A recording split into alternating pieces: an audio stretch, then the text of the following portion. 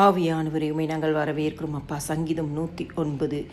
நான் துதிக்கும் தேவனே மௌனமாயிராதையும். தாவீது பக்தன் சொல்கிறார், ஆண்டவரே நான் உம்மை பார்த்து துதித்து கொண்டே இருக்கிறேன்ப்பா, எனக்கு நீர் மௌனமாயிராதையும் என்று சொல்கிறான். காரணம், துன்மார்க்கருடைய வாயும் கபட்டு வாயும் எனக்கு விரோதமாக திறந்திருக்கிறது. கள்ள நாவினால் என்னோடு பேசுகிறார்கள்.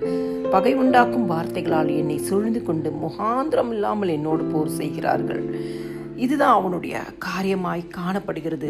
கிறிஸ்துக்குள் பிரியமானவர்களே, ஆண்டவராகிய இயேசு கிறிஸ்துவை ஜெபித்து கொண்டு துதித்து கொண்டு ஜெபம் பண்ணி கொண்டிருக்கிற ஒவ்வொருவருடைய குடும்பங்களுக்கு விரோதமாய் இருக்கிற எல்லா துன்மார்க்கருடைய வாயும் கபட்டு வாயும் விரோதமாய் திறந்து இருக்கிற கள்ள நாவினால் பேசுகிற வார்த்தைகளும் பகை உண்டாக்குற வார்த்தைகளையும் முகாந்திரம் இல்லாமல் போர் சேர்கிற வார்த்தைகளையும் கர்த்தர் இந்த நாளிலும் ஒரு முடிவுக்கு கொண்டு வருவார்.